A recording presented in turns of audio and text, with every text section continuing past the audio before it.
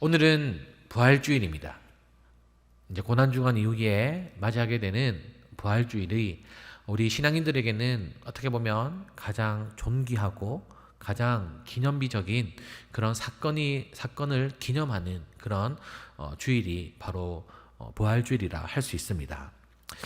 이렇게 예수님의 부활이 중요한 이유는 기독교가 이 예수님의 부활의 사건을 통하여서 만들어졌고 탄생되었고, 그리고 기독교의 그 교리가 기초가 예수님의 이 부활 사건이 있었기 때문에 우리의 교리와 신앙의 고백이 생겨난 것입니다.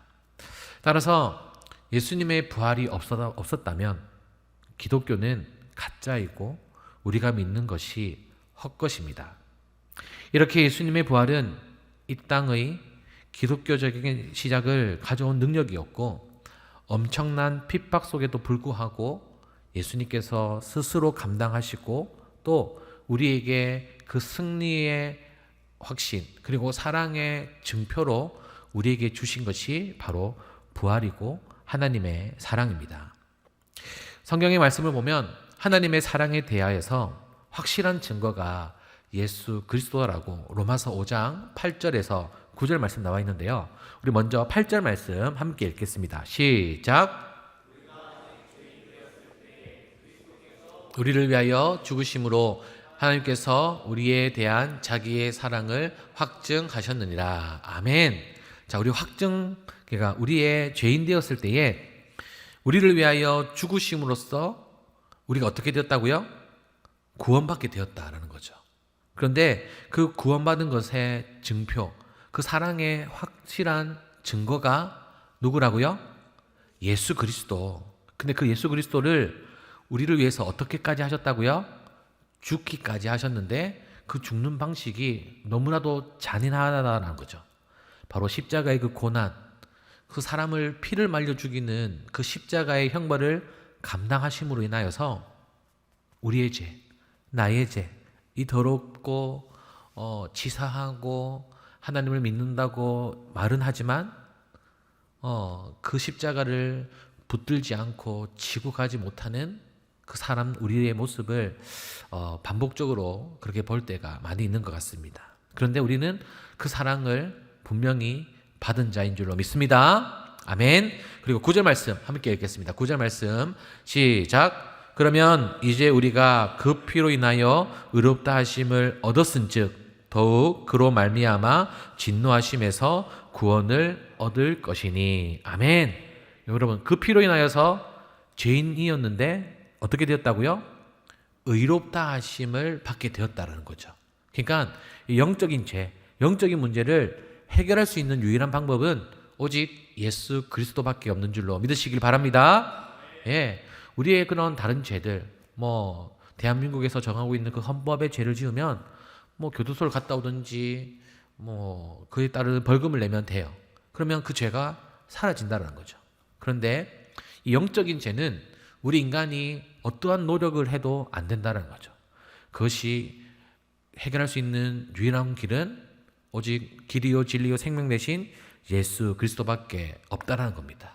그래서 그분을 우리가 믿음으로 말미암아 그분의 십자가의 고난이 나의 고난이 되고 그의 못 박힘과 찔림과 피 흘림이 우리의 죄 때문이라는 것을 믿고 그 십자가 아래에 나의 죄, 나의 모든 것을 내려놓는다면 예수 그리스도께서 먼저 그 죄 사함을 받으셨기 때문에 더러운 우리의 죄도 그렇게 사함 받을 수가 있다라는 것입니다.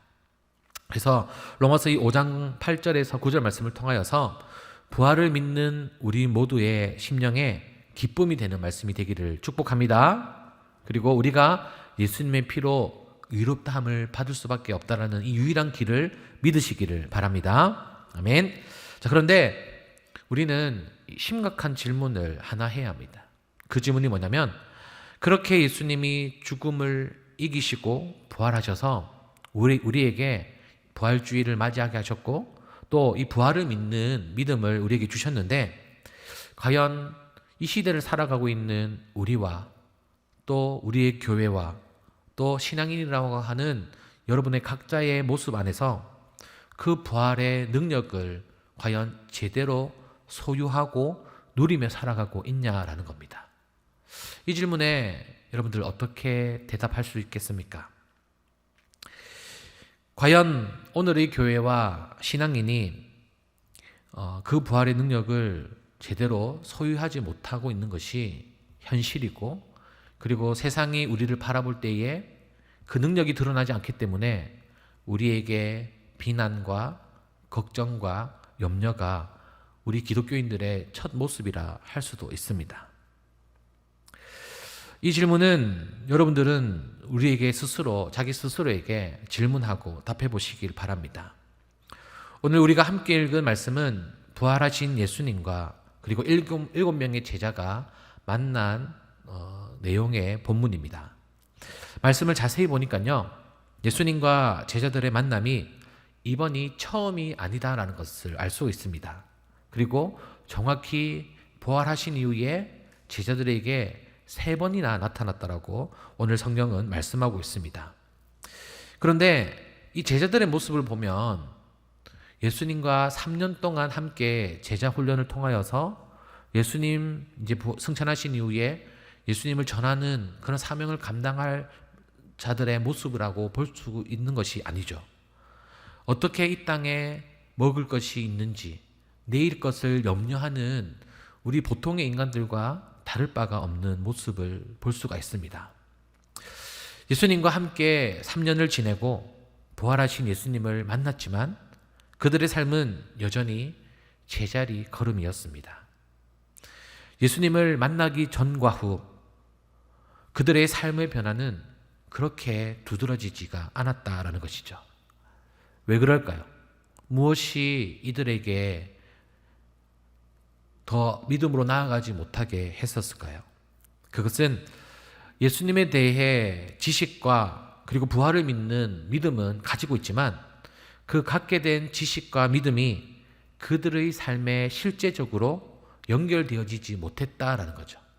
다르게 표현한다면 복음의 능력이 그들의 삶 속에 나타나지 않았다. 복음을 누리며 살고 있지 않았다라고 할 수 있는 겁니다. 오늘 이 부활주의를 맞이하는 우리 모두가 이런 제자들의 모습을 보면서 우리의 신앙의 상태를 점검해 보기를 원합니다. 우리도 복음을 듣고 또 예수님의 사랑을 깨달아 기쁨을 느끼고 또 그 은혜의 감격에 눈물을 흘렸던 때가 많았을 겁니다. 그러나 그 이후에 우리의 삶의 변화가 다시 그렇게 큰 변화가 없는 것은 본문에 나와 있는 이 제자들의 모습과도 별반 다를 게 없다라는 것이죠. 바로 감격과 기쁨을 준 그 은혜의 시간이 우리의 삶에 실제적으로 연결되지 못했기 때문입니다. 그래서 우리가 살아가면서 인생길에서 여러 고통스러운 문제들을 만날 때에 나름대로 신앙의 지식도 있고 그리고 예수님에 대한 믿음도 있지만 신앙이 그 문제를 해결해 주는 능력이 되지를 못한다라는 것이죠. 그러면 왜 그럴까요? 그 이유는 역시 오늘 신앙의 본문에서 나오는 것처럼 제자들처럼 실제적으로 우리의 삶에 그 믿음이 연결되지 못했기 때문입니다. 분명 우리의 신앙 또한 본문에 나오는 제자들과 그렇게 별다른 차이가 없습니다. 지식과 믿음으로 끝나는 것이 아니라 바로 실제적으로 나의 삶에 연결되어서 그 복음의 능력이 내 삶 속에 나타나야 하는 것이 바로 하나님이 원하시고 또 이 부활절을 맞이하는 우리 모두에게 있어야 하는 신앙인 줄로 믿습니다. 그리고 능력이 되는 신앙 중에 중심이 되어야 하는 믿음은 바로 부활을 믿는 부활신앙입니다. 우리 옆 사람과 다시 한번 인사해 볼까요? 부활신앙을 믿습니다. 부활신앙이 나를 붙들고 있습니다. 아멘. 이 부활신앙을 믿는 신앙인이 언제 어디서나 어떠한 상황 가운데서도 감격과 기쁨이 넘치는 삶을 살아갈 수가 있습니다. 그런데 여러분, 이것이 말처럼 쉬운 것이 아니라는 거죠.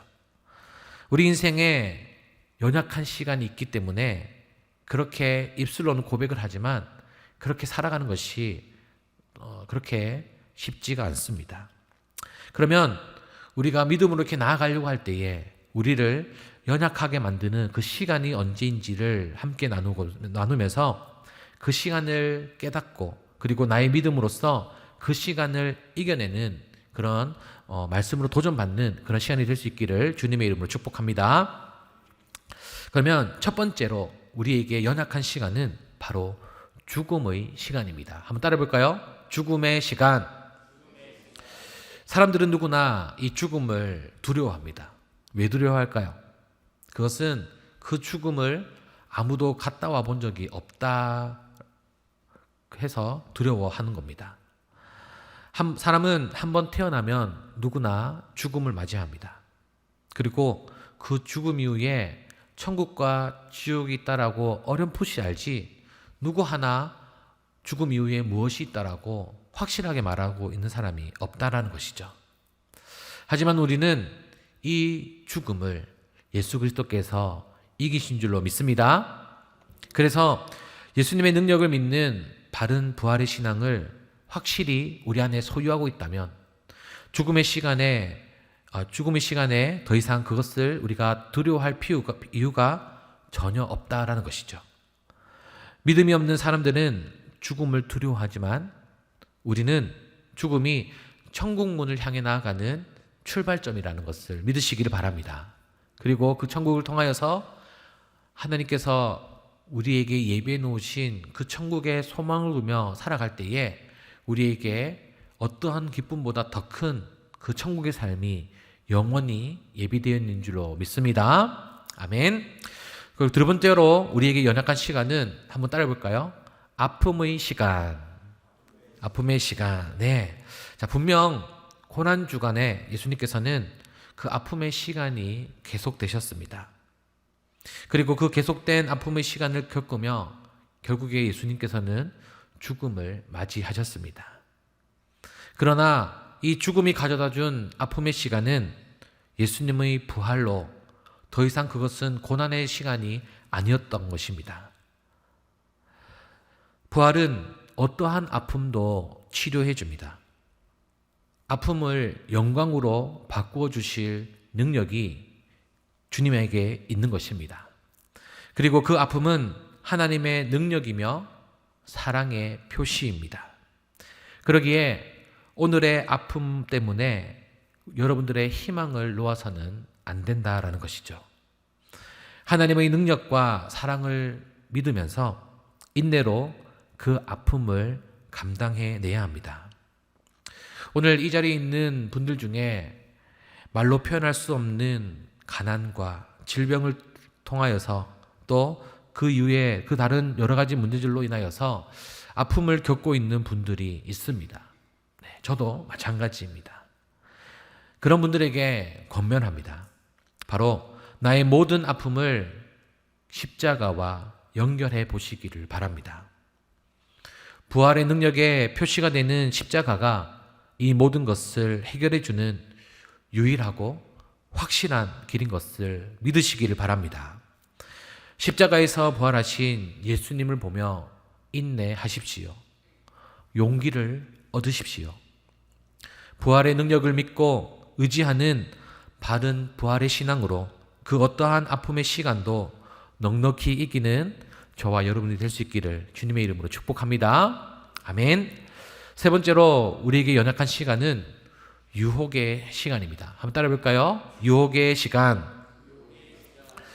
우리가 세상을 살다가 보면 간혹 선과 정의가 악과 불의에 눌려서 악이 승리하는 것을 볼 때가 있습니다. 그러나 역사는 악의 불의가 결코 영원하지 않고 오래 가지 않으며 최종적으로 선과 정의가 승리하다는 것을 우리에게 말해주고 있습니다. 그 이유는 바로 살아계시고 세상을 주관하시는 하나님이 이 세상을 공의로 다스리고 계시기 때문입니다. 이런 하나님의 공의의 역사를 가장 정확하게 입증하는 사건이 바로 부활 사건입니다. 예수님이 이 땅 가운데 오셔서 죄로 가득 찬 사람들의 멸시와 조롱을 받으시고 죽기까지 하셨습니다. 그때는 마치 악과 불의가 승리한 것처럼 보였습니다. 그러나 그것은 최종 승리가 아닙니다. 왜냐하면 공의로 역사를 주관하시는 하나님께서 예수님을 부활시키셨기 때문입니다. 그렇게 하나님은 선과 정의가 최종에는 승리한다라는 사실을 우리에게 분명히 보여주고 계십니다. 이것이 부활의 사건을 통하여서 우리에게 말씀하시는 하나님의 뜻이며 언약의 말씀인 줄로 믿으시길 바랍니다. 아멘. 사단은 우리를 악과 불의의 모습으로 끌어들여서 그리고 우리의 믿음이 자라나는 것, 그리고 믿음에 성장하는 것을 막으려고 합니다. 그 시도들이 바로 유혹이라는 것이죠. 너무나도 달콤하고 보암직합니다. 이 유혹 중에 믿는 우리에게 가장 쉽게 하는 것은 다음에 하지 뭐, 그리고 나중에 하지 뭐 라는 내가 해야 될 일들을 미루는 겁니다. 우리 신앙인으로서 해야 될 일들이 뭐가 있을까요?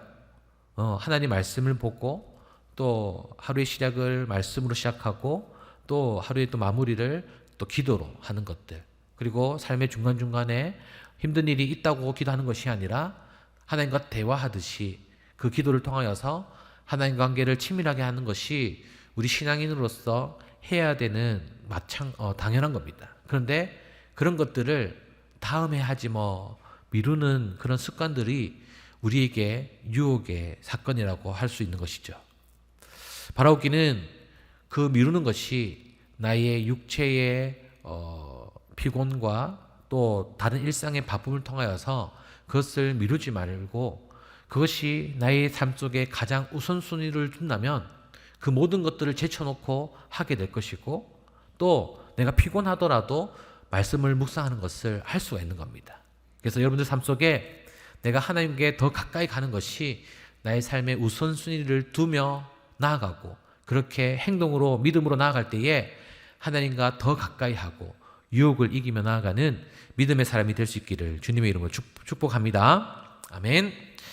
그래서 바른 부활의 신앙은 부활에 대해서 지식으로만 알고 있는 것이 아니라 부활을 입으로만 믿는다고 고백하는 것이 아닙니다. 진정한 부활의 신앙은 그런 수준을 넘어서서 부활하셔서 지금도 살아계신 예수님을 믿는 것입니다. 그리고 다시 오실 예수님을 믿는 것이죠. 그 부활하신 예수님이 승천하실 때에 우리에게 분명 말씀하셨습니다. 내가 올라간 모습 그대로 다시 내려오겠다. 여러분, 이 말씀이 우리에게 두려움의 말씀이 아니라 희망과 소망의 말씀이 되기를 주님의 이름으로 축복합니다. 그때에 우리의 믿음을 지킴으로써 예수님께서 다시 오셨을 때에 저와 여러분의 믿음을 보고 그 믿음이 어떠하든지 그 과정을 다 아시는 하나님께서, 예수님께서 우리에게 잘하였다, 충성된 종이라 칭찬한 줄로 믿습니다. 그래서 우리 공동체도 그런 칭찬을 받는 공동체가 되었으면 좋겠고요. 또 그것을 위해서 우리가 함께 노력하고 함께 절제하고 함께 믿음으로 나아가는 그런 하나님의 기쁨이 되는 공동체가 될 수 있기를 주님의 이름으로 축복합니다. 아멘.